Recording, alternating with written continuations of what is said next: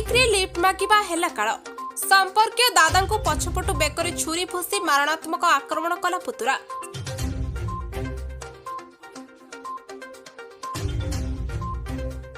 कंधमाल जिला दारिंगपाड़ी थाना अंतर्गत भ्रमरपाड़ी बुड़ांग पिपाली गाँ निकट में एक अभावन घटना देखा मिली।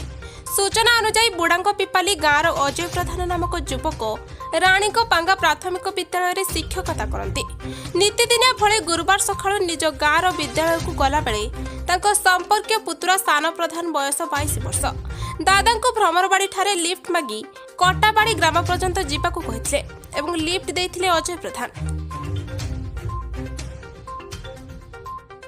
परे कटाबाड़ी निकटस्थ एक निर्जन स्थान देखि पूर्व शत्रुता को केन्द्र करी पछपटु बेकरी छुरी फुसिबा सह मारणात्मक आक्रमण करथिले संपर्कीय पुतुरा। सौभाग्यवशत ग्रामर किछि लोक देखि आहत शिक्षकों को उद्धार करने सहित आक्रमणकारी को काबू करी दारिंगबाड़ी थाना को आनिथिले। परे थाना आईआईसी कैसिक माझी नेतृत्व में आहत शिक्षकों को गुरुतर अवस्था दारिंगबाड़ी गोष्ठी स्वास्थ्य केन्द्र में भर्ती करथिले। प्राथमिक चिकित्सा पर अवस्था संकटापन्न थिबारु एक आम्बुलेंस जोगे ब्रह्मपुर बड़ मेडिकल को स्थानांतर करा जायथिबा गोष्ठी स्वास्थ्य अधिकारी जाकेश सामंतराय सूचना दैछन्ति। एपटे आक्रमणकारी को थाना रे अटक रखी पचरा उचरा करथबा जणा पड़िछि। लिफ्ट मागिथिला वर्तमान आसिया पई मु लिफ्ट देइथिले आ गुटे जगह रे पास बा कहला तापरे मु गाड़ी स्टार्ट करिया से मते हठात आक्रमण पछकान कर देला छुरी रे बेकरे घुसी देला। तापरे मु जीवन रक्षा पई मु धाइली पर से मते आउथरे से शंखर तळ पके देकी पत्र रे तो से अटैक कला। आपण कोड जाउथिले? आज्ञा मु सखाळु मोर कटोटे ट्रेनिंग थिला सेति मु सखाळु जाउथिले।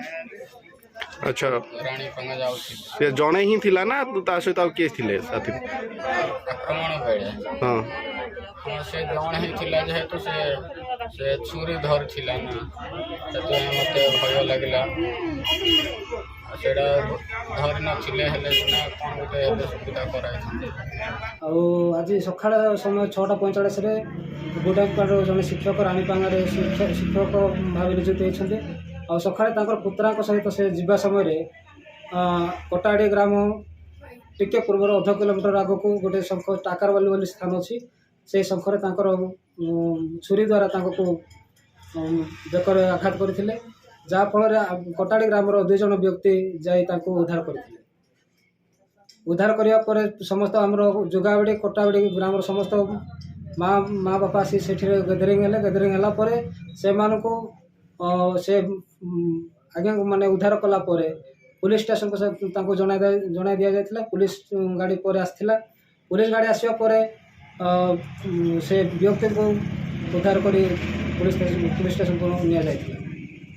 तत्सहित तो ग्रामर 2 जन भाई मान को अनुरोध करा से टीचर को मेडिकल को नहीं से माने पहुंचे।